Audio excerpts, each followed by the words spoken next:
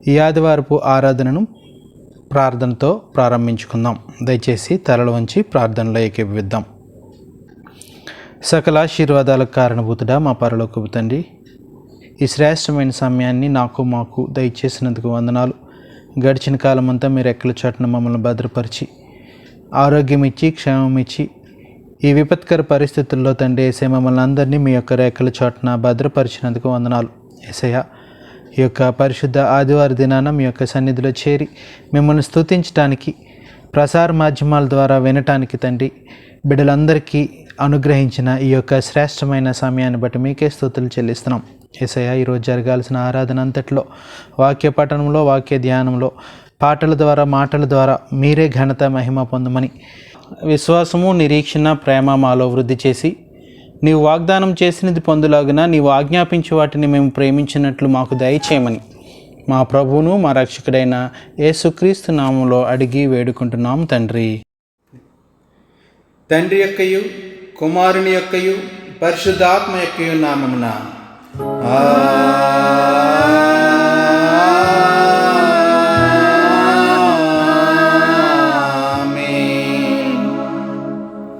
నీ వెలుగును నీ సత్యమును బయలుదేరజేయము.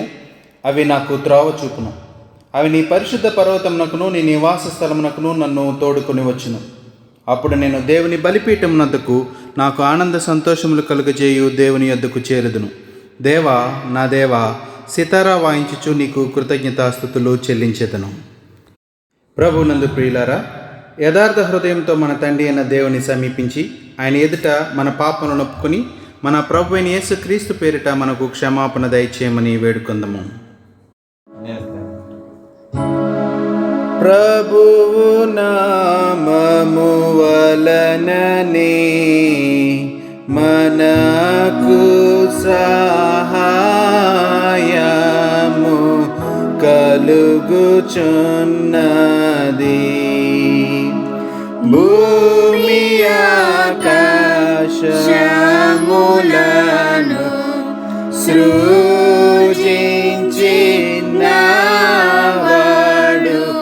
ఆయనే. ప్రభువు సన్నిధిని నాయతి క్రమములు నేనొప్పుకొందునను కొంటిని. నీవు నా పాపదోషము పరిహరించి ఉన్నావు. మా సృష్టికర్త విమోచకునైన సర్వశక్తి గల దేవా, దీనులము పాపులమగు మేము స్వాభావికంగా పాపులమనియు అపవిత్రులమనియు తలంపు వలన, మాట వలన, క్రియ వలన నీకు విరోధముగా పాపం చేస్తామనియు నీ ఎదుట ఒప్పుకొనుచున్నాము. కావున మేము మా ప్రభు అయిన యేసుక్రీస్తు నిమిత్తమున నీ కృపను వెదకుచు వేడుకొనుచు మితిలేని కనికరము గల నీ యొద్దకు ఆశ్రయమునకై వచ్చుచున్నాము. మా కొరకు చనిపోవుటకై నీ జనతాయ కుమారుని ఇచ్చిన మిగుల కరుణగల దేవా, మమ్మను కనికరించి ఆయన నిమిత్తమున మా సమస్త పాపములకు క్షమాపణ దయచేయం. మేము నీ కృపచేత నిత్య జీవం పొందినట్లు నిన్ను గూర్చియు నీ చిత్తమును గూర్చియు సరి అయిన జ్ఞానమును నీ వాక్యమునకు తగిన విధేయతను మా యందు నీ పరిశుద్ధాత్మను వృద్ధి పొందింపమని మా ప్రభువైన యేసుక్రీస్తు ద్వారా వేడుకొనుచున్నాము. ఆమేన్. మన పరలోకపు తండ్రి సర్వశక్తి గల దేవుడు మనల్ని కనికరించి మన కొరకు చనిపోవటకై తన ఏక కుమారునిచ్చి ఆయన మూలమున మన పాపములన్నిటినీ క్షమించుచున్నాడు. ఆయన నామమందు విశ్వాసముంచు వారికి దేవుని కుమారులకటికి అధికారం ఇచ్చుచు వారికి తన పరిశుద్ధాత్మను అనుగ్రహించును. నమ్మి బాప్తీసం పొందినవాడు రక్షింపబడును. ఓ ప్రభువా, ఈ రక్షణ మాకందరికి నీ దయచేయము.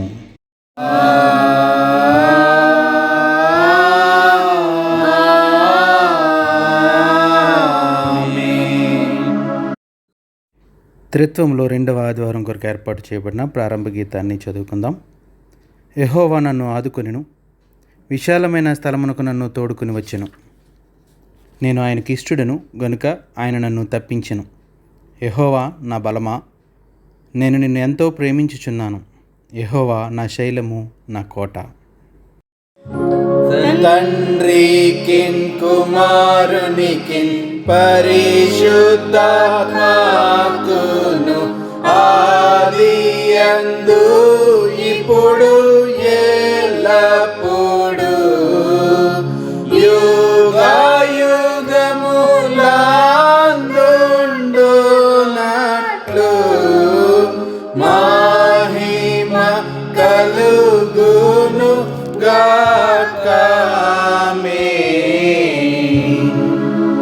ప్రభువా మమ్మును కనికరింపుము.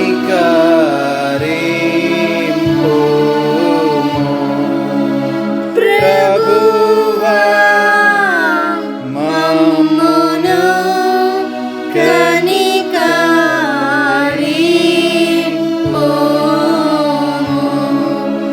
క్రీస్తు మమ్మును కనికరింపుము.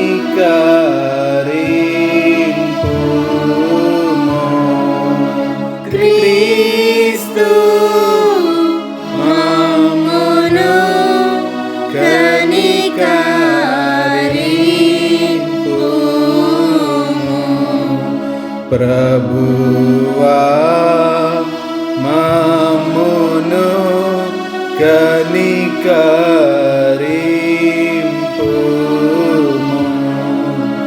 ప్రభువా మమ్మును కనికరింపుము.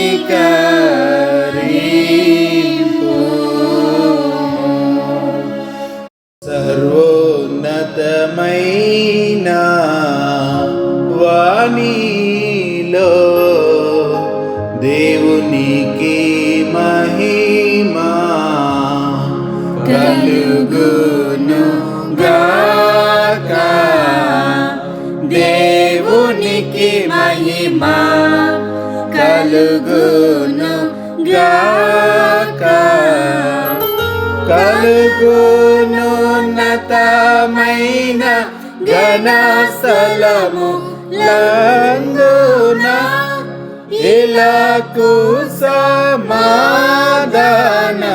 నరులకాయనాదాయ. ప్రభువైన దేవా పరమరాజా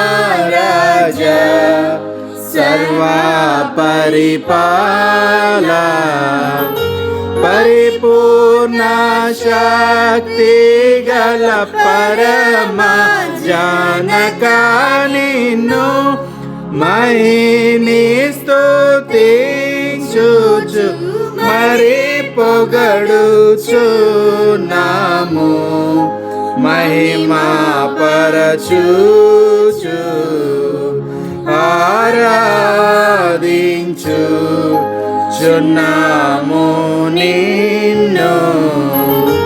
మహిమాతిశయమును మదిదలంచియు నీకు మహిని స్తుతి కృతజ్ఞతనిచ్చుచున్నాము. ఏక కుమారా యేసు ప్రభువా యెహోవా తనయా లోక పాపము మోయు ఏక దేవుని గొర్రె పిల్ల మమ్మును కనికరించుము చల్లగా. లోక పాపములు మోసుకుపోవు యేసు రక్షక.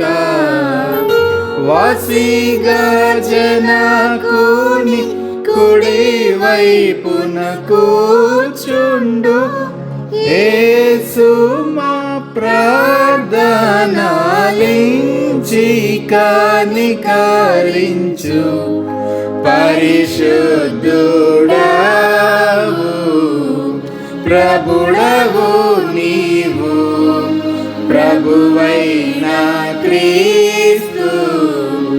పరిశుద్ధాత్మతో తండ్రి అయిన దేవుని యందు పరిపూర్ణ మహిమతో ప్రబలుచున్నావెప్పుడు.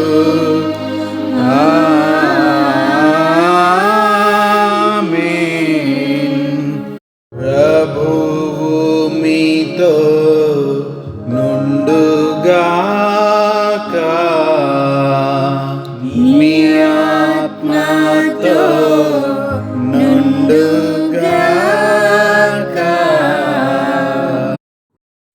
ప్రార్థన చేసుకుందాం. దయచేసి తలలు ఉంచి ప్రార్థనలోకి ఇద్దాం. ఓ ప్రభువా, నీ యందు స్థిరమైన భయభక్తులలో నీవు పెంచెడు జనులకు ఎల్లప్పుడూ సహాయం చేయొచ్చు, నిత్యము వారిని పాలించుచున్నావు. నీ పరిశుద్ధ నామమునందు మేము నిరంతరము ఎడతెగని భయభక్తులు గలవారమగునట్లు దయచేయమని, నీతోనూ పరిశుద్ధాత్మతోనూ సదాయక దేవుడై యుగయుగములు జీవించుచు పరిపాలించుచునుండు నీ కుమారుడును మా ప్రభువునైన యేసుక్రీస్తు ద్వారా నిన్ను వేడుకొనుచున్నాము. ఆమెన్. త్రిత్వంలోని 2వ ఆదివారం కొరకు ఏర్పాటు చేయబడిన పాత నిబంధన పాఠము యెషయా గ్రంథము 25వ అధ్యాయం 6వ వచనం నుండి 9వ వచనం వరకు ఉన్న లేఖన భాగాన్ని చదవగా విందాం. ఈ పర్వతం మీద సైన్యములకు అధిపతియగు యెహోవా సమస్త జనముల నిమిత్తం క్రొవ్విన వాటితో విందు చేయును. మడ్డి మీదనున్న ద్రాక్షారసంతో విందు చేయును. మూలుగ్గల క్రొవ్విన వాటితో విందు చేయును. మడ్డి మీద నిర్మలమైన ద్రాక్షారసంతో విందు చేయును. సమస్త జనముల ముఖములను కప్పుచున్న ముసుగును, సమస్త జనముల మీద పరచబడిన తెరను ఈ పర్వతం మీద ఆయన తీసివేయును. మరెన్నడూ ఉండకుండా మరణమును ఆయన మృంగివేయును. ప్రభువైన యెహోవా ప్రతివాని ముఖం మీద బాష్ప బిందువులను తుడిచివేయును. భూమి మీద నుండి తన జనుల నిందను తీసివేయును. ఇలాగును జరుగునని యెహోవా సెలవిచ్చి ఉన్నాడు. ఆ దినమున జనులు ఇలాగునందురు, ఇదిగో మనల్ని రక్షించునని మనం కనిపెట్టుకుని ఉన్న మన దేవుడు, మనం కనిపెట్టుకుని ఉన్న యెహోవా ఈయనే. ఆయన రక్షణను బట్టి సంతోషించి ఉత్సహింతము.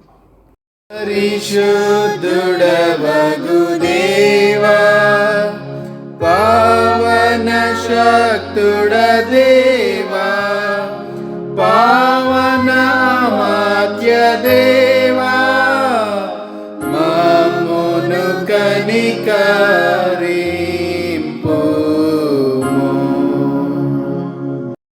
త్రిత్వంలోని 2వ ఆదివారం కొరకు ఏర్పాటు చేయబడిన పత్రిక పాఠము పరిశుద్ధుడైన యోహాను రాసిన ప్రకటన గ్రంథము 3వ అధ్యాయం 14వ వచనం నుండి 22వ వచనం వరకు ఉన్న లేఖన భాగాన్ని చదవగా విందాం.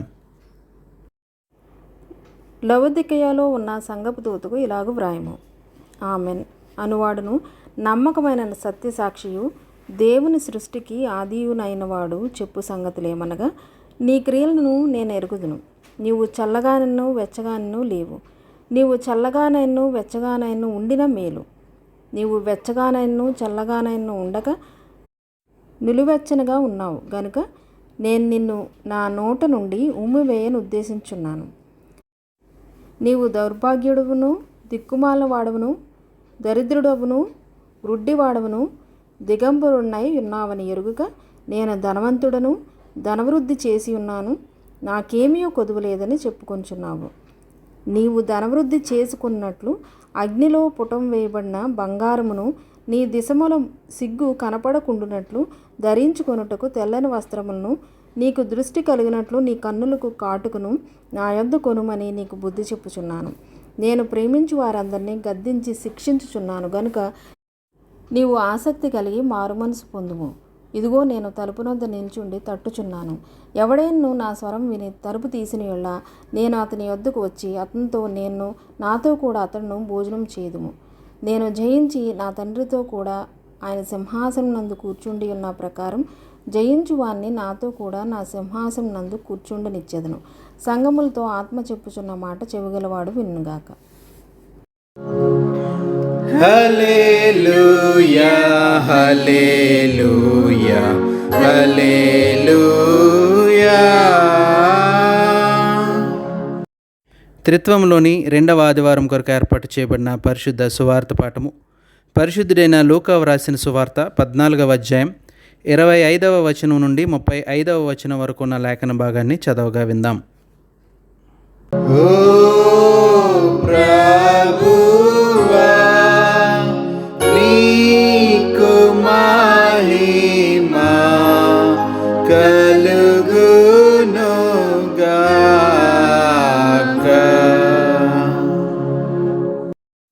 బహు జనసమూహములు ఆయనతో కూడా వెళ్ళుచున్నప్పుడు ఆయన వారి తట్టు తిరిగి, ఎవడైనా నా యొద్దకు వచ్చి తన తండ్రిని, తల్లిని, భార్యను, పిల్లలను, అన్నదమ్ములను, అక్క చెల్లెండ్రను, తన ప్రాణమును సహా ద్వేషింపకుంటే వాడు నా శిష్యుడు కానేరడు.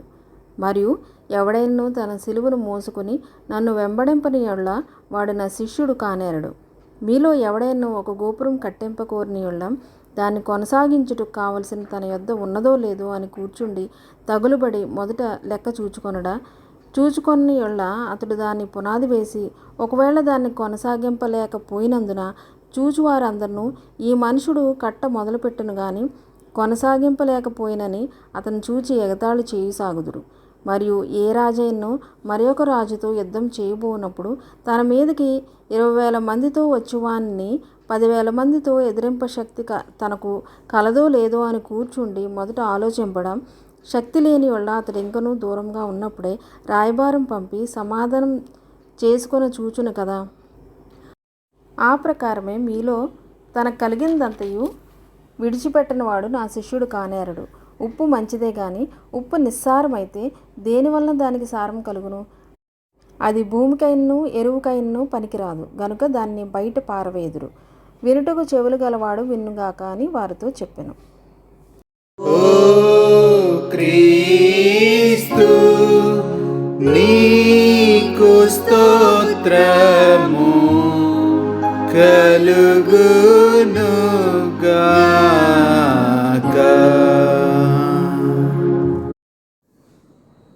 మనమందరం కలిసి అపోస్తుల విశ్వాస ప్రమాణాన్ని మన విశ్వాసంగా ఒప్పుకుందాం.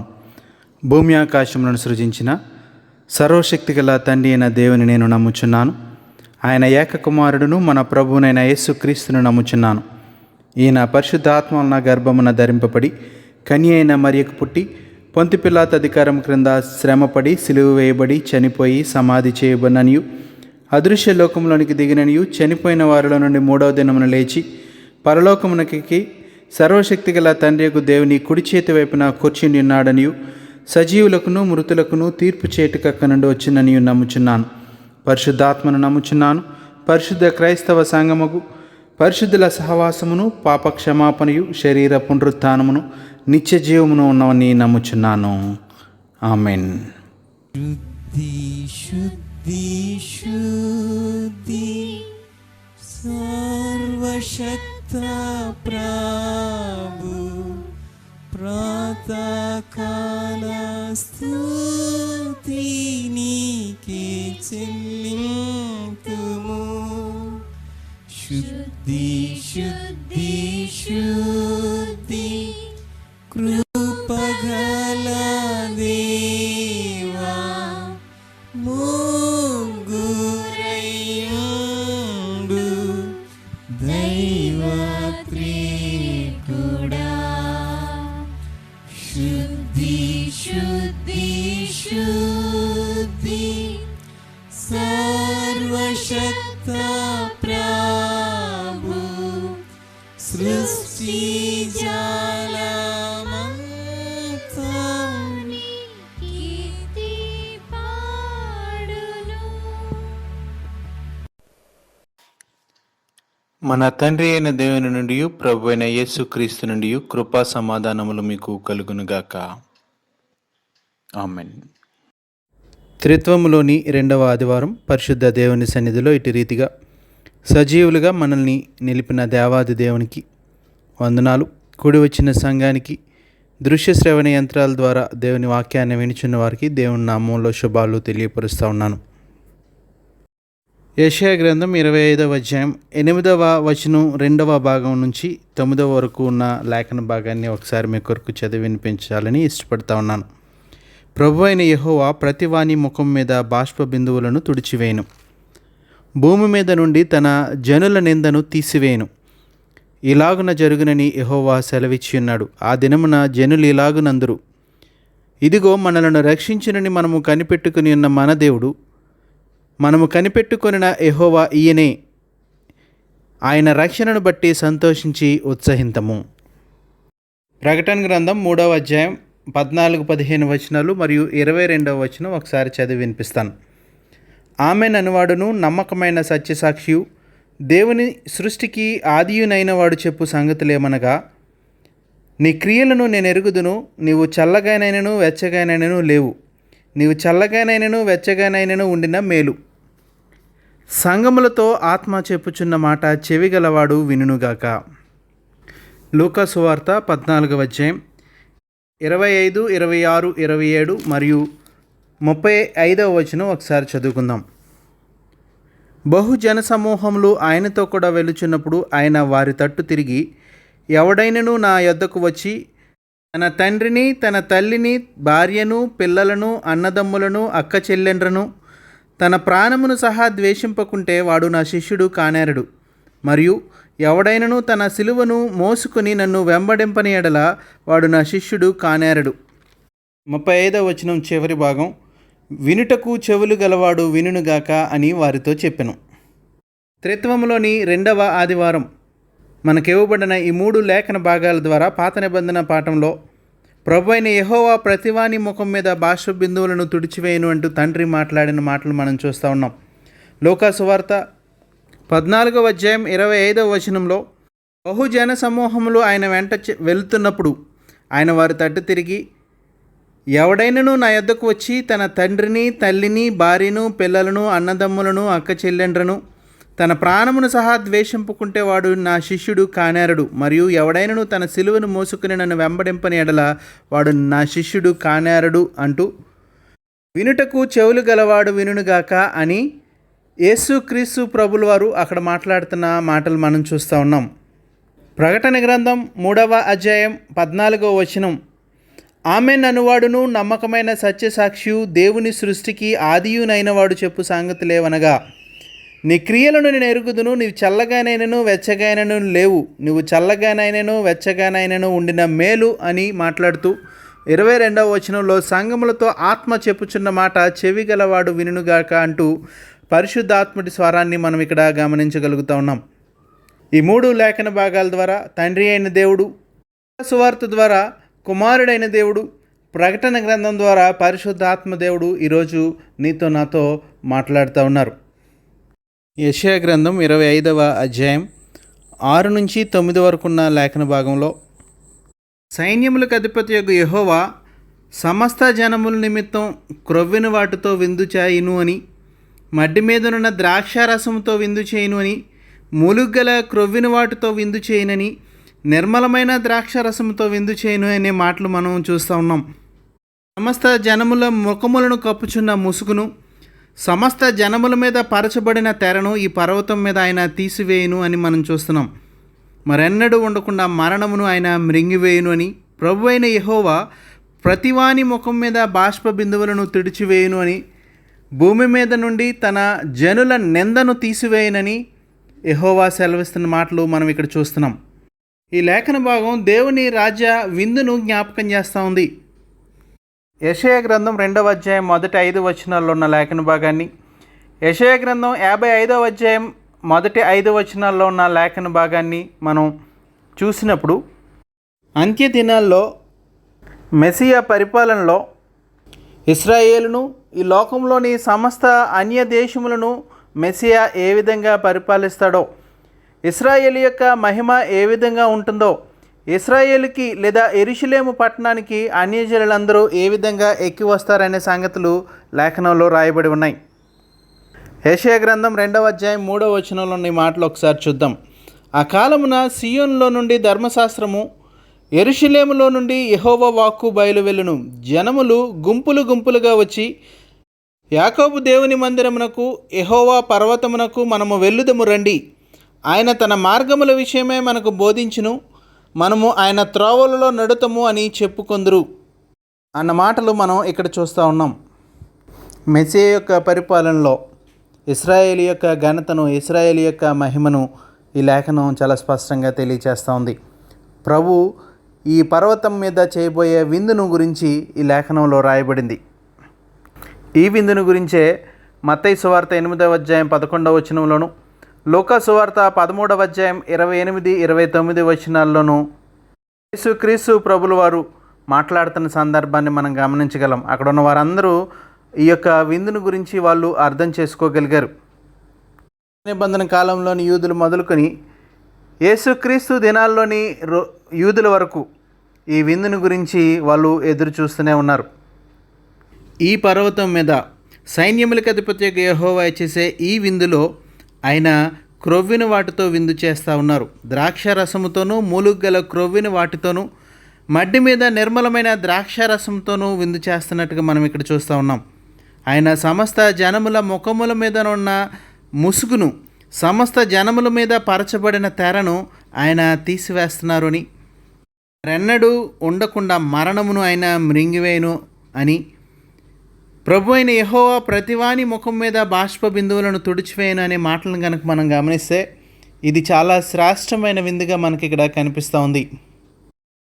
విందులో మనం తీసుకునే ఆహారం మన శరీరాన్ని పోషించటానికి, మన ఆకలి బాధను అధిగమించడానికి కొంత సమయం వరకు ఉపయోగపడుతుందేమో, కానీ సైన్యములకు అధిపతి అయిన యెహోవా సిద్ధపరిచిన ఈ విందులో ఆహారాన్ని తీసుకునేవారు మరెన్నడూ ఉండకుండా మరణమును ఆయన మృంగివేయును అనే మాట ద్వారా మరణాన్ని జయించగలుగుతున్నారనే సంగతిని మనం గ్రహించగలుగుతున్నాం. ఈ లోక సంబంధమైన ఆహార పదార్థాలు మన యొక్క ఆకలిని కొంచెం సేపు దూరం చేయగలవేమో కానీ మరణం నుంచి మనుషుల్ని తప్పించలేవు. కానీ సైన్యములకు అధిపతి అయిన యెహోవా మన కొరకు సిద్ధపరిచిన ఈ యొక్క విందులో పాలు పంపులు పొందేవారు మరెన్నడూ మరణాన్ని చూడరు అని, మరణాన్ని ఆయన మృంగివేస్తారు అని చెప్పే మాటలు మనం ఇక్కడ చూస్తూ ఉన్నాం. ఆయన మాటలు ఆయన కుమారుడనే యేసుక్రీస్తు ద్వారా కల్వరిలో ఆయన జరిగించిన శిలువ యాగం ద్వారా మరణాన్ని గెలిచి పునరుద్ధాన శక్తిని మనకి ఆయన అనుగ్రహించిన విధానాన్ని మనం చూస్తూ ఉన్నాం. ఆయన ద్వారా మరణాన్ని మింగివేసిన సందర్భాన్ని మనం ఇక్కడ జ్ఞాపకం చేసుకోవాలి.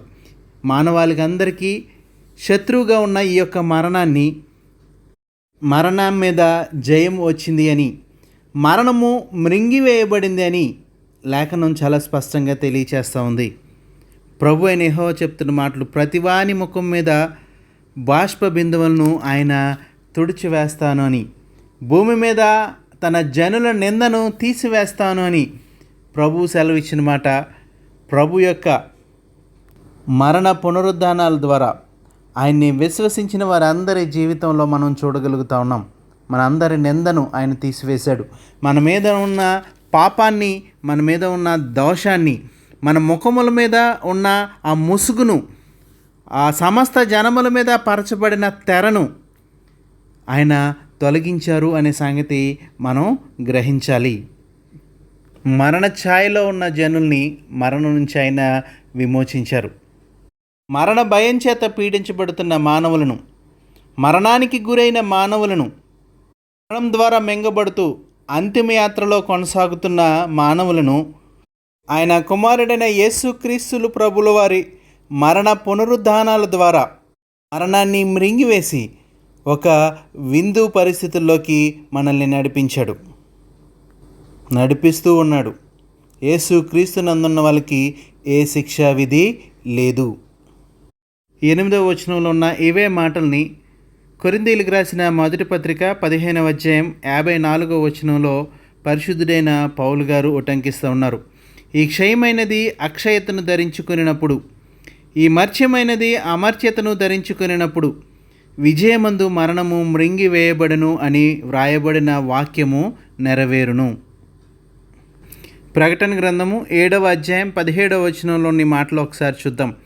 ఏలయనగా సింహాసన మధ్యమందుండు గొర్రెపిల్ల వారికి కాపరి అయి జీవజలముల బుగ్గల యొద్దకు వారిని నడిపించును. దేవుడే వారి కన్నుల నుండి ప్రతి బాష్ప బిందువును తుడిచివేయును.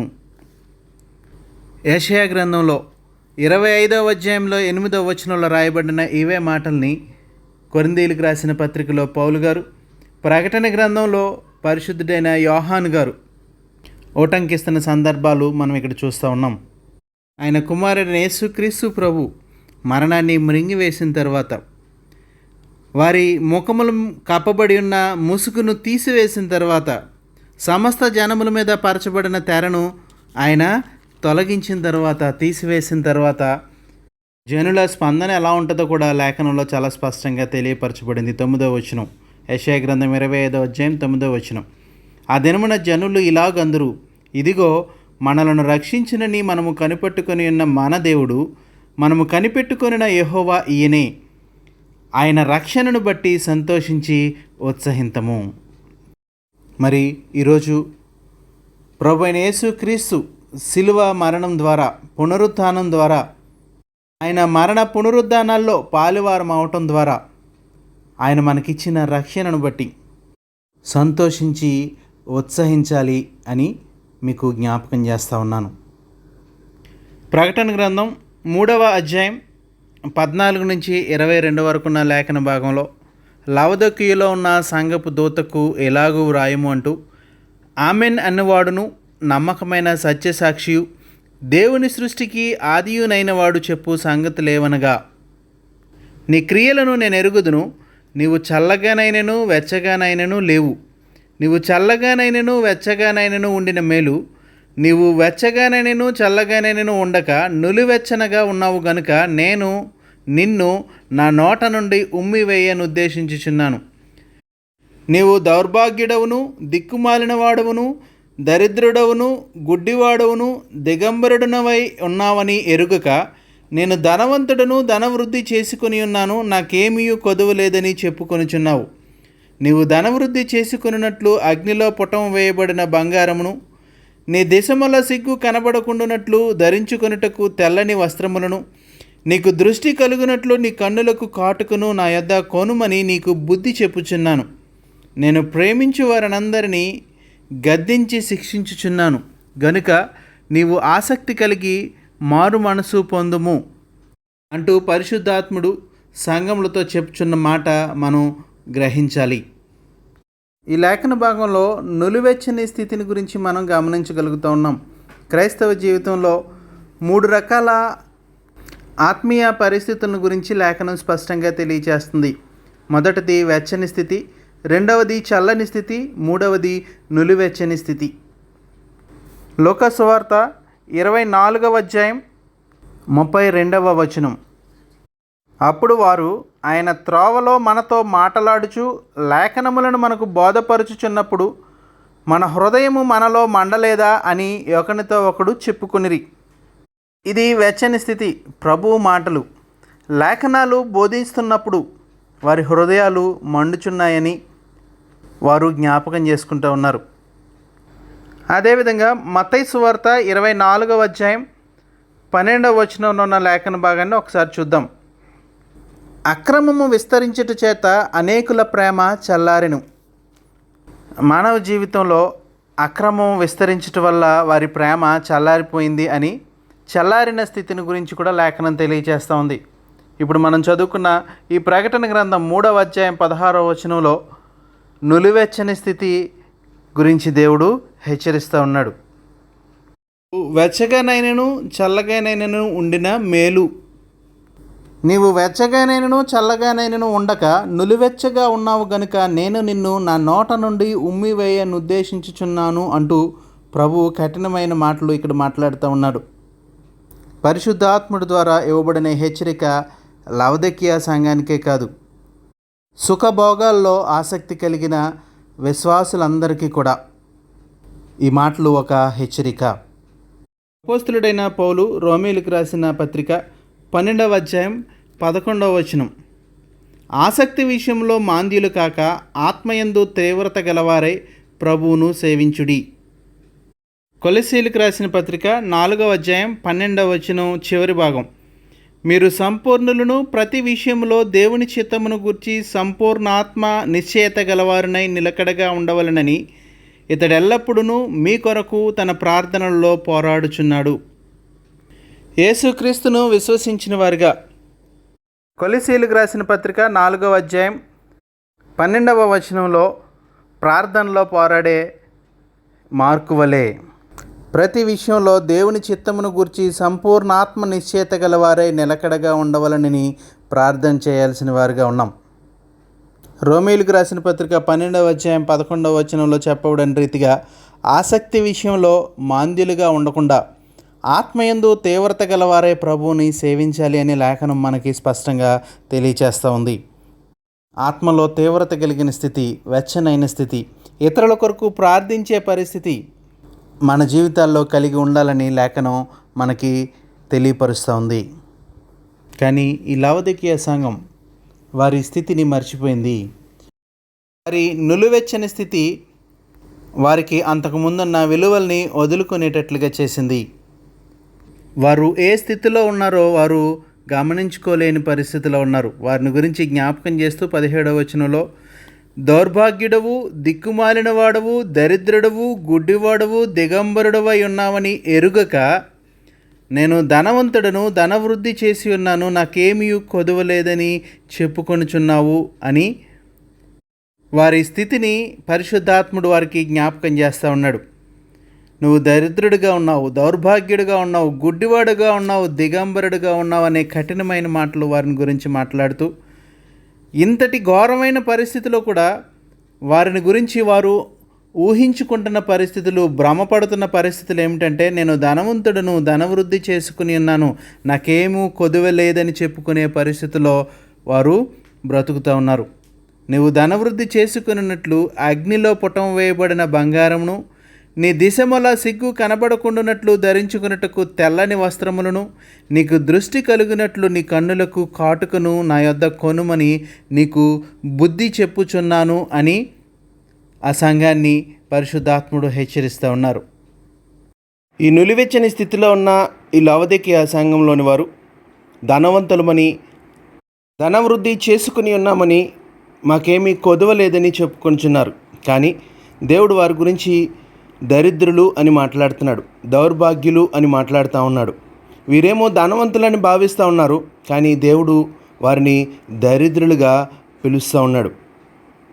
దృష్టిలో దరిద్రులుగా, దిగంబరులుగా, దౌర్భాగ్యులుగా ఉన్నవారి విషయంలో వారు ధనవృద్ధి చేసుకున్నట్లు అగ్నిలో పుటం వేయబడిన బంగారమును, నీ దిశమలా సిగ్గు కనపడకుండానట్లు ధరించుకున్నట్టుకు తెల్లని వస్త్రములను, నీకు దృష్టి కలిగినట్లు నీ కన్నులకు కాటుకును నా యొద్ద కొనుమని బుద్ధి చెబుతున్న మాటలను కనుక మనం ఆలోచన చేస్తే, ఒక విశ్వాసి జీవితంలో నిజమైన ధనం ఏ విధంగా వృద్ధి చేసుకోవాలి అనే మాటలు మనం లేఖనాల నుంచి గ్రహించగలం.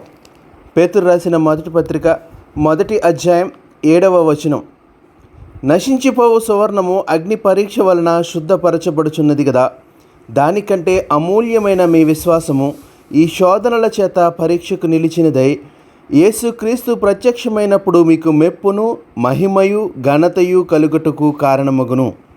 ప్రభువు మన దగ్గర ఎదురు చూసే ధనం ఏంటంటే విశ్వాసము అనే ధనం. ఈ విశ్వాసము శోధనల ద్వారా, శోధనల చేత పరీక్షకు నిలిచినదిగా ఉండాలి అని ప్రభు మనకి తెలియచేస్తూ ఉన్నారు. యేసుక్రీస్తు ప్రత్యక్షమైనప్పుడు మీకు మెప్పును కలుగజేసేది, మహిమను కలుగజేసేది, ఘనతకు కారణమయ్యేది ఏంటంటే ఇది అమూల్యమైన మీ విశ్వాసము. ఈ విశ్వాసం అనే ధనాన్ని సమకూర్చుకోవడం మర్చిపోయిన ఈ లవొదికీయ సంఘం ఈ లోకరీతిగా ధనాన్ని వృద్ధి చేసుకుని మేము ధనవంతులము అని భావిస్తూ ఉన్నారు. కానీ దేవుడు వారి యొక్క విశ్వాసం లేని స్థితిని, వారు కోల్పోయిన విశ్వాసాన్ని చూసి మీరు దరిద్రులుగా ఉన్నారని, అమూల్యమైన విశ్వాసం అనే ధన వృద్ధి చేసుకున్నట్లు అగ్నిలో పుటం వేయబడిన బంగారం వలె శోధనల్ని సహించాలని, ప్రభువు మెప్పును, మహిమను, ఘనతను పొందుకోవాలని వారికి బోధిస్తూ ఉన్నాడు. ఈ లవొదికీయ సంఘం వారి చూపుని, వారి దర్శనాన్ని కోల్పోయిందని ప్రభు మాటలను బట్టి మనం గమనించగలం. నీవు గుడ్డివాడవును, దిగంబరుడవై ఉన్నావు అని ఎరుగక అని మాట్లాడుతున్నాడు. వారు గుడ్డివారన్న సంగతి కూడా ఎరుగకుండా బ్రతుకుతూ ఉన్నారు. వారి ఆత్మీయమైన కన్నులు మూయబడ్డాయి. దృష్టి మాంద్యంచే వారు బాధపడుతూ ఉన్నారు. ఆత్మీయమైన ఆలోచనలు లేనివారుగా ఉన్నారు. ఈ ఆత్మీయమైన గుడ్డితనంలో వారు దిగంబరులనే సంగతి కూడా వారు గ్రహించలేని స్థితిలో ఉన్నారు. పేతురు రాసిన 2వ పత్రిక 1వ అధ్యాయం 5వ వచనం నుండి 9వ వచనం వరకు ఉన్న లేఖన భాగంలోని కొన్ని విషయాలు మనం చదవగలిగితే, ఈ ఆత్మీయమైన దృష్టి మాంద్యాన్ని ఏ విధంగా మనం గెలవగలమో లేఖనం చాలా స్పష్టంగా తెలియజేస్తూ ఉంది.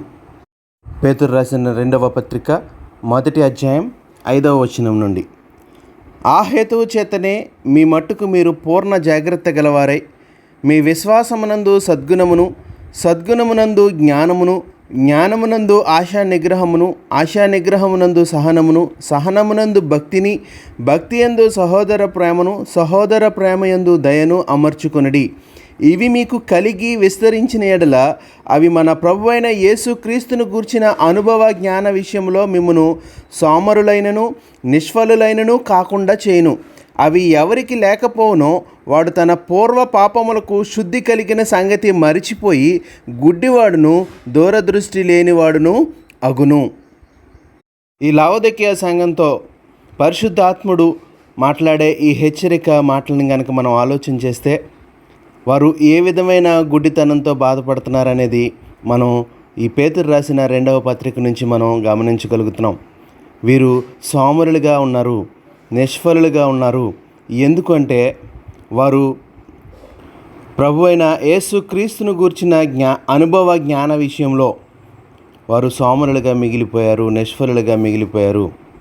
విశ్వాసమునందు సద్గుణము, సద్గుణమునందు జ్ఞానము, జ్ఞానమునందు ఆశా నిగ్రహము, ఆశా నిగ్రహమునందు సహనము, సహనమునందు భక్తిని, భక్తియందు సహోదర ప్రేమను, సహోదర ప్రేమయందు దయను కలిగి విస్తరించవలసిన వారైండగా యేసుక్రీస్తుని గురించిన అనుభవ జ్ఞాన విషయంలో వారు పెరగవలసిన వారైండగా వారి ఆత్మీయ స్థితిలో తగ్గిపోయిన వారుగా ఇక్కడ కనిపిస్తూ ఉన్నారు.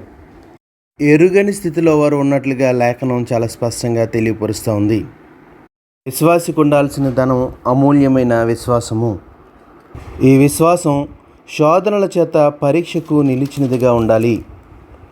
ఈ విశ్వాసమునందు సద్గుణము, సద్గుణమునందు జ్ఞానమును, జ్ఞానమునందు ఆశా నిగ్రహమును, ఆశా నిగ్రహమునందు సహనమును, సహనమునందు భక్తిని, భక్తియందు సహోదర ప్రేమను, సహోదర ప్రేమయందు దయను కలిగిన వారుగా మన జీవితాల్లో ఇవి విస్తరించిన వారుగా ప్రభువైన యేసుక్రీస్తును గూర్చిన అనుభవ జ్ఞాన విషయంలో ఎదిగేవారుగా సామరులుగా మిగిలిపోకుండా, నిష్ఫలులుగా మిగిలిపోకుండా ఉండాలి అని లేఖనాలు మనల్ని బలపరుస్తూ ఉన్నాయి.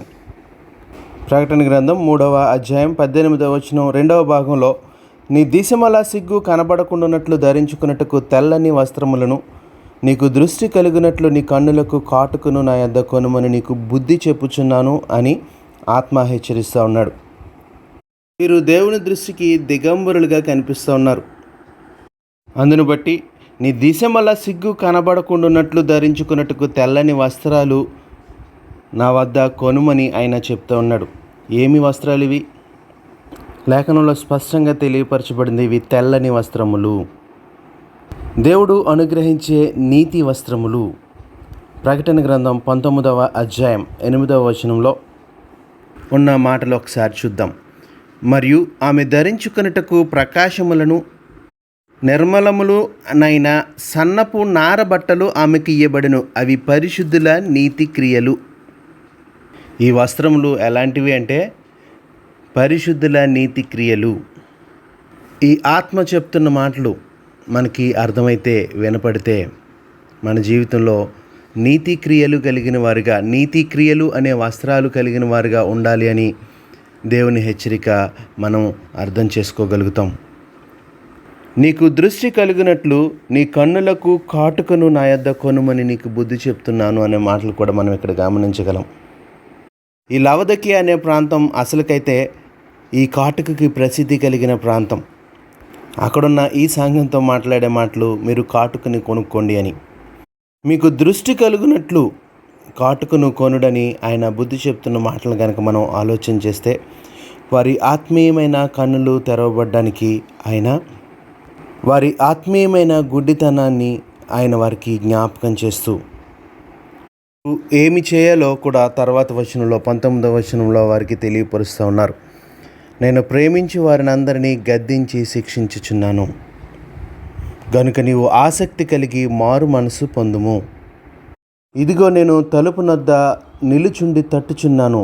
ఎవడైనను నా స్వరము విని తలుపు తీసిన ఎడల నేను అతని యొద్దకు వచ్చి అతనితో నేనును నాతో కూడా అతడును భోజనము చేయుదుము. నేను జయించి నా తండ్రితో కూడా ఆయన సింహాసనమునందు కూర్చుండి ఉన్న ప్రకారము జయించు వారిని నాతో కూడా సింహాసనమునందు కూర్చుండనిచ్చేదను. ఈ మాటలు లవొదికయ సంఘంతోనే కాదు, నీతో నాతో కూడా ఈరోజు పరిశుద్ధాత్ముడు మాట్లాడుతూ ఉన్నాడు. ఆయన ప్రేమించి వారిని గద్దించి శిక్షించుచున్నాడు. మనం ఆసక్తి కలిగి మారు మనసు పొందాలి అని.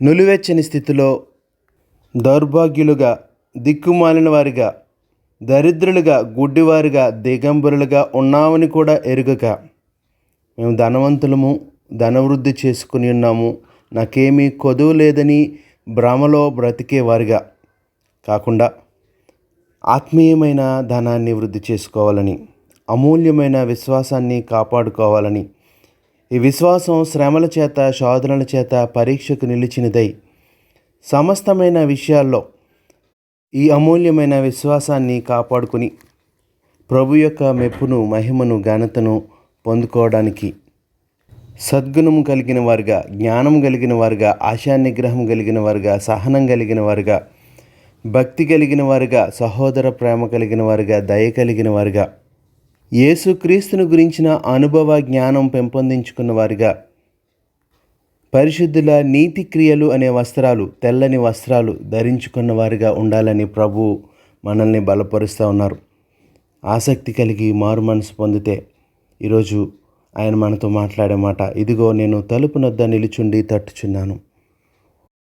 ఆయన తలుపు నొద్ద నిలుచుండి తట్టుచున్నారు. నీ తలుపు దగ్గరే ఆయన నిలుచుండి తట్టుచున్నారు. నువ్వు ఆయన స్వరం వింటే, నువ్వు తలుపు తీసిన ఎడల నీ దగ్గరికి ఆయన వస్తారని, నీతో కలిసి ఆయన భోజనం చేస్తారని చెప్తున్న మాటలు.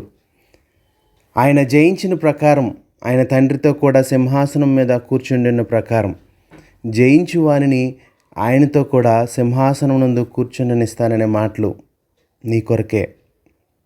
ఈ మాటలు లవదకీయ సంఘం కొరకు మాత్రమే కాదు, 22వ వచనంలో చెప్తున్నాడు, సంఘములతో ఆత్మ చెప్పుచున్న మాట చెవి గలవాడు వినుగాక. ఈ మాటలు సంఘంతోనే మాట్లాడుతూ ఉన్నాడు, సంఘములతో మాట్లాడుతూ ఉన్నాడు. చెవి గలవాడు వినుగాక అని వ్యక్తిగతంగా కూడా ఆహ్వానాన్ని తెలియచేస్తూ ఉన్నాడు. పరిశుద్ధాత్ముడు చెప్తున్న ఈ మాటలు నీ చెవికెక్కితే, ఆయన స్వరం నీకు వినపడి నువ్వు తలుపు తీస్తే ఆయన నీ దగ్గరికి వస్తాడు, నీతో కలిసి భోజనం చేస్తాడు. నిన్ను కూడా జయించిన వారి లెక్కలో తండ్రితో కూడా ఆయన సింహాసనం మీద కూర్చుండనిస్తాడనే మాటలు అమూల్యమైన విశ్వాసాన్ని కొనసాగించే ప్రతి విశ్వాసికి ఒక చక్కటి వాగ్దానం. లూకాసు వార్త 14వ అధ్యాయం 25వ వచనం నుండి 35వ వచనం వరకున్న లేఖన భాగాన్ని ధ్యానం చేద్దాం.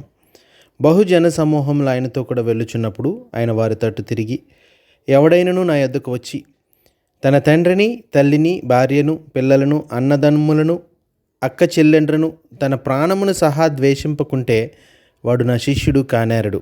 మరియు ఎవడైనను తన సిలువను మోసుకుని నన్ను వెంబడింపని ఎడల వాడు నా శిష్యుడు కానేరడు.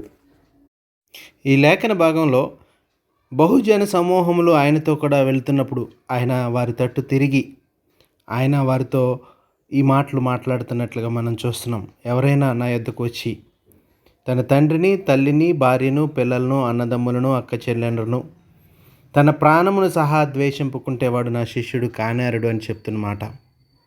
ఎందుకు ప్రభు ఈ విధంగా వారితో మాట్లాడుతున్నారు అన్న సంగతులు కనుక మనం ఆలోచన చేస్తే, అనుసరించే వారందరూ శిష్యులుగా ఉండడానికి ఇష్టపడి అనుసరించేవారు మాత్రమే కాదు, అందులో కొంతమంది ఆయన అద్భుతాలు చేస్తే చూడాలని వెంటపడే వాళ్ళు ఉన్నారు. ఆయన ఆహారం పెడితే ఆకలి తీర్చుకోవాలని వెంటపడే వాళ్ళు ఉన్నారు. మరికొంతమంది ఆయన రాజ్యాన్ని స్థాపిస్తాడు, రోమా ప్రభుత్వాన్ని కూలదోసి ఆయన రాజ్యాన్ని స్థాపిస్తే ఆ రాజ్యంలో ఉన్నతమైన పదవులు పొందాలని కొంతమంది వెళ్ళిన సందర్భాలు కూడా మనం చూస్తూ ఉన్నాం. బహుజన సమూహాలు ఆయన్ని వెంబడిస్తున్నప్పటికీ వారు వెంబడించడానికి వారి ఉద్దేశాలు వేరువేరుగా ఉన్నాయి. కొందరైతే వారు తమ చెడ్డ తలంపులతో ఆయన్ని అనుసరించేవారుగా ఉన్నారు. వారు స్వలాభాన్ని ఆశించి అనుసరించిన వారుగా ఉన్నారు. అద్భుతాలు, ఆశ్చర్య కార్యాల కొరకు వెంబడించేవారు ఉన్నారు. ఇలాగా వేర్వేరు ఉద్దేశాలతో ఆయన అనుసరించే వారితో చాలా సూటిగా, కఠినంగానే ఆయన ఈ మాటలు మాట్లాడుతున్నారు.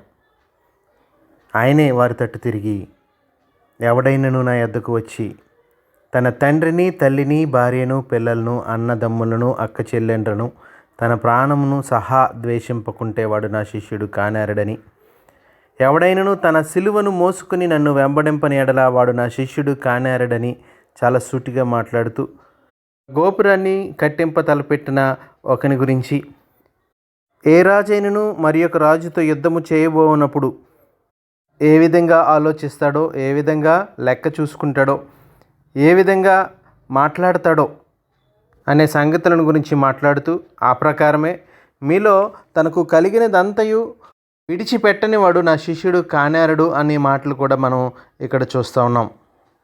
ఉప్పు మంచిదే, కానీ ఉప్పు నిస్సారమైతే అది దేని వలన దానికి సారము కలుగును? అది భూమికైనను ఎరువుకైనను పనికిరాదు కనుక దానిని బయట పారవేదురు అని కఠినంగా మాట్లాడుతున్న సందర్భాలు మనం చూస్తూ ఉన్నాం.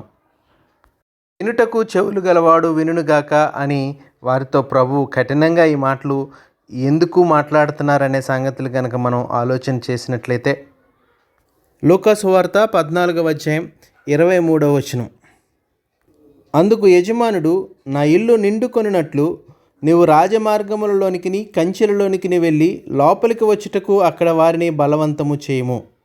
ఈ మాటల్ని మనం ఆలోచన చేసినట్లయితే, నశించిపోతున్న ఆత్మల విషయంలో అందరినీ రక్షించడానికి ఆయన నా ఇల్లు నిండుకొనున్నట్లు నీవు రాజమార్గములలోనికి కంచెలలోనికి వెళ్ళి లోపలికి వచ్చుటకు అక్కడ వారిని బలవంతము చేయము అనే మాటలు మనం ఇక్కడ చూస్తూ ఉన్నాం. నశించిపోతున్న ఆత్మల విషయంలో ఆయన ఈ విధంగా మాట్లాడుతూ ఉన్నాడు. కానీ రక్షించబడిన తర్వాత రక్షణకు తగిన ఫలాలు మన జీవితంలో ఫలించలేకపోతే శిష్యుడు కానేరడు అంటూ ఆయన పలికిన మాటలు మనకి ఒక హెచ్చరిక. ప్రభు పలికిన ఈ మాటలు రక్షించబడటానికి శిష్యరికానికి మధ్య ఉన్న వ్యత్యాసాన్ని తెలియచేస్తూ ఉన్నాయి. రక్షణ విశ్వసించిన వారందరూ కూడా పొందుకోగలరు. ప్రభువైన యేసుక్రీస్తు మనందరి పాపాలకు ప్రతిగా సిలువ మీద మరణించి మన కొరకు తిరిగి లేచాడని, పునరుద్ధానం చెందాడని హృదయంలో విశ్వసించి నోటితో ఒప్పుకోవడం రక్షణ. సిలువ దగ్గరికి రావటం, యేసుక్రీస్తుని స్వంత రక్షకుడిగా నమ్మటం రక్షణ. కానీ శిష్యరికం అంటే సిలువ దగ్గరికి వస్తే సరిపోదు, సిలువను మోయాలి. యేసుక్రీస్తుని నమ్మితే సరిపోదు, యేసుక్రీస్తుని ఎల్లవేళలా అనుసరించేవాడే శిష్యుడు అని ఈ మాటలు తెలియపరుస్తూ ఉన్నాయి.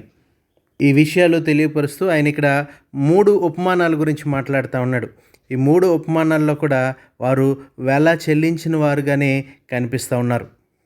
యేసుక్రీస్తుని విశ్వసించి ఆయనను వెంబడించి ఆయనకి శిష్యుడిగా ఉండగోరిన వాడు ఎవడైనను ఆయన దగ్గరికి వచ్చినప్పుడు తండ్రిని, తల్లిని, భార్యను, పిల్లలను, అన్నదమ్ములను, అక్క చెల్లెండ్రను, తన ప్రాణమును సహా ద్వేషించాలి, లేకపోతే ఆయనకి శిష్యుడు కానేరడనే మాట ఈ విషయాన్నే మనకి తెలియపరుస్తూ ఉంది.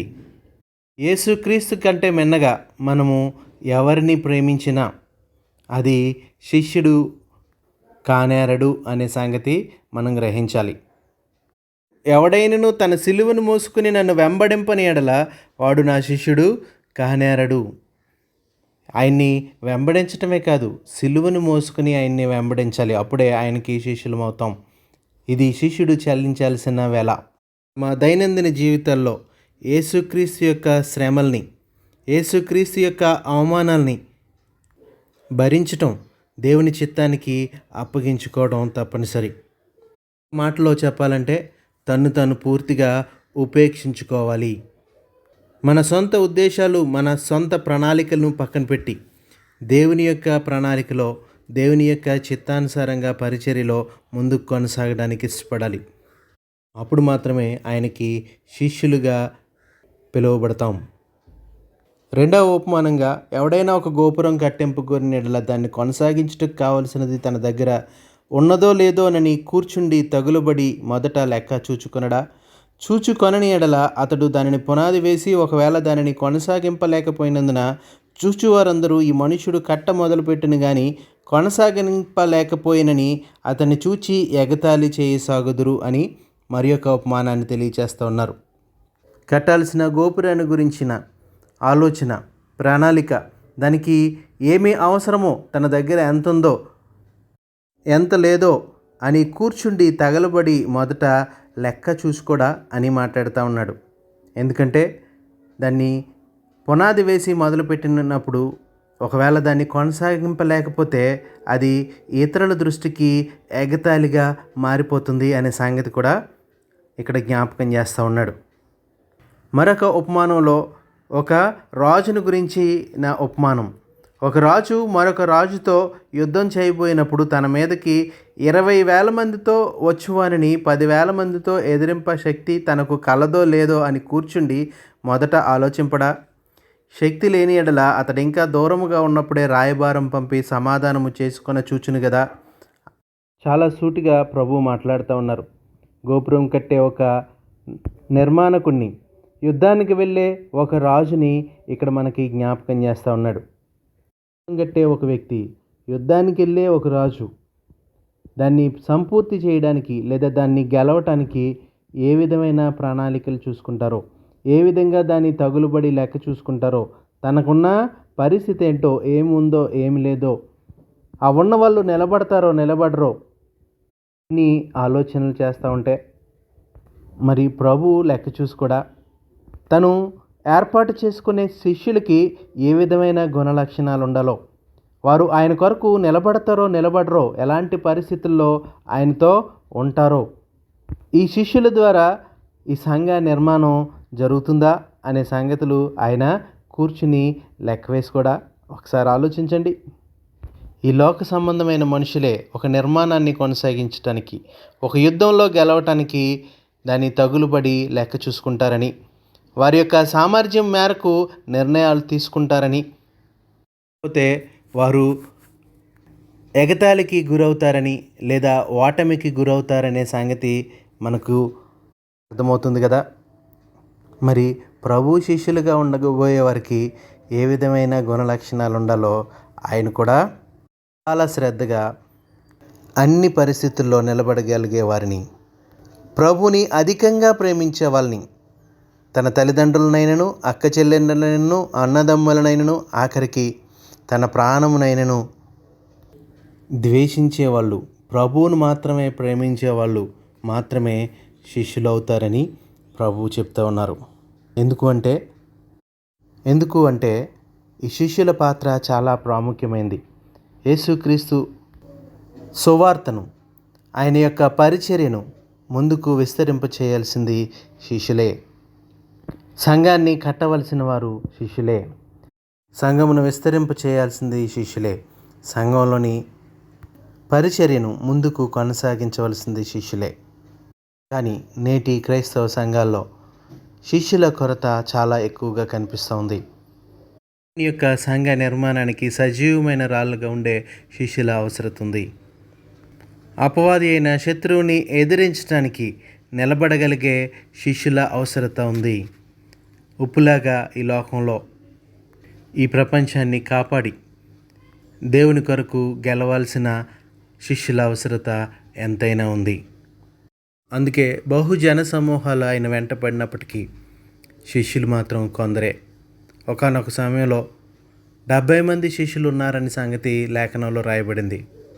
శిష్యుడిగా కొనసాగేవాడికి యేసయ్య చెప్పిన ఈ కఠినమైన మాటలు చాలా కష్టంగా తోచినాయి. మేము కొనసాగలేమనుకున్నారు.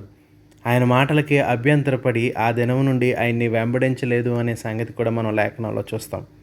అప్పుడు యేసు మిగిలిన వారితో, అంటే ప్రస్తుతం ఉన్న ఈ 12 మంది శిష్యుల వైపు తిరిగి, మీరు కూడా వెళ్ళిపోగొరుతున్నారా అని అడిగితే, వారందరి ప్రతినిధిగా పేతురు ప్రభు వైపు తిరిగి, ప్రభువా, మేము ఎక్కడికి వెళ్తాం?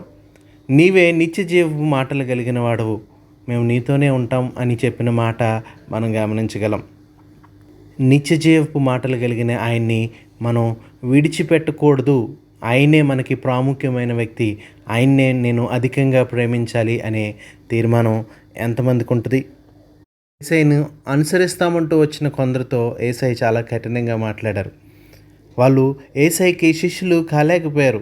ఎందుకంటే యేసయ్య కొరకు శిష్యుడిగా ఉండాలి అంటే ఆయన కొరకు అన్నిటినీ భరించాల్సి ఉంటుంది, అవమానాలు భరించాల్సి ఉంటుంది, వారికి ఉన్న సమస్తాన్ని విడిచిపెట్టాల్సి ఉంటుంది.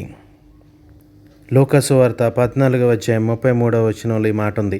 ఆ ప్రకారమే మీలో తనకు కలిగినదంతయు విడిచిపెట్టనివాడు నా శిష్యుడు కానేరడు. ఉప్పు మంచిదే, కానీ ఉప్పు నిస్సారమైతే దేని వలన దానికి సారం కలుగును? ఆలోచన చేద్దాం.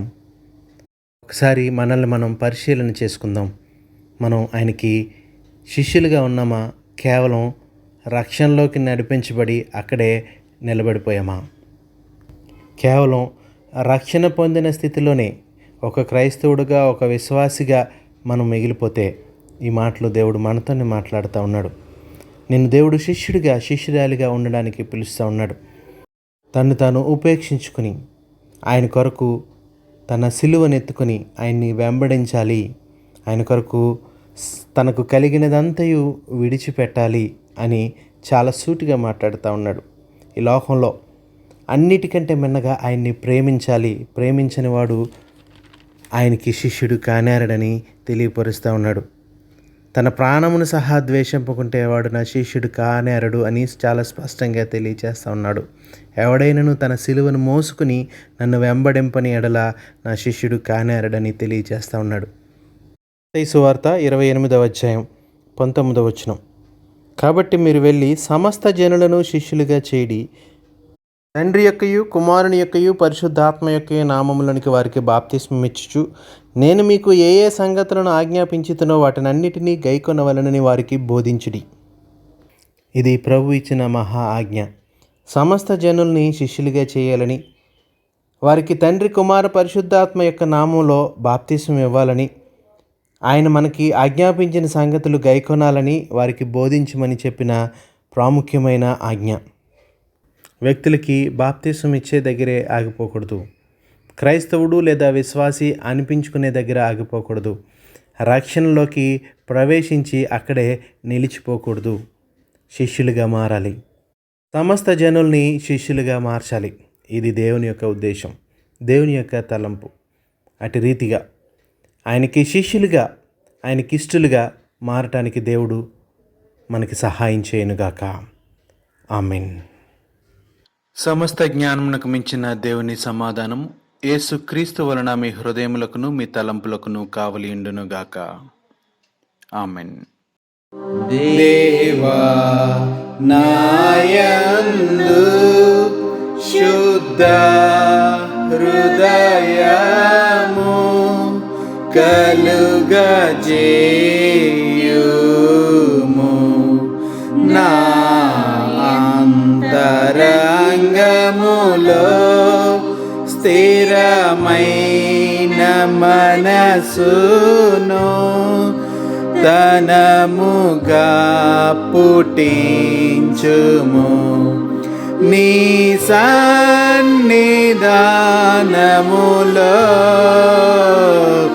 నుండి నన్ను త్రోసివేయకుము.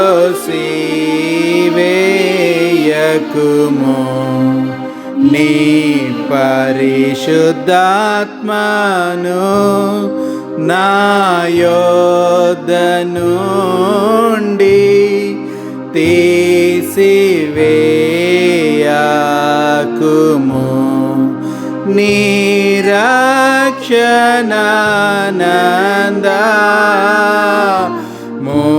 నాకు మరలా పుట్టించుము.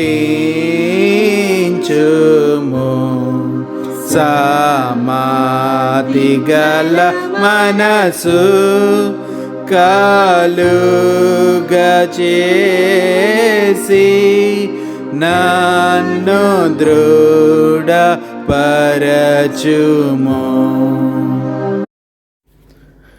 సర్వశక్తిగల నిత్యుడైన దేవా, మా పరలోకపు తండ్రి, శ్రేష్టమైన ప్రతివి, సంపూర్ణమైన ప్రతి వరము నీ యొద్ద నుండి వచ్చినని మేము గ్రహించిన వారుగా ఏసే గడిచిన కాలమంతా మీరు ఎక్కల చాటున మమ్మల్ని కాపాడినందుకే మీకే స్తుతులు చెల్లిస్తున్నాం.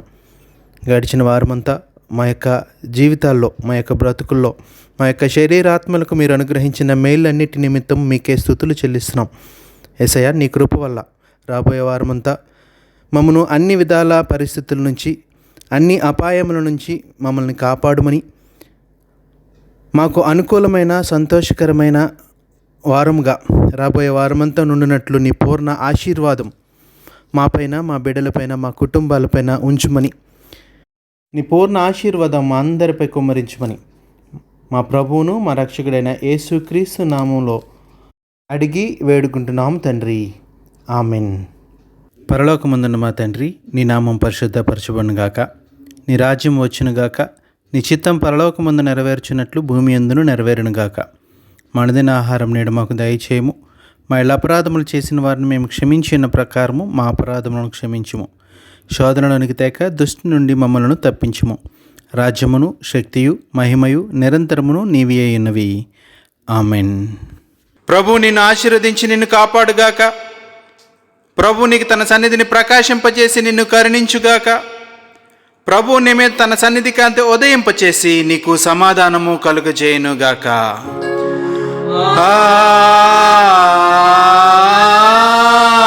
ఆమేన్. ఆమేన్.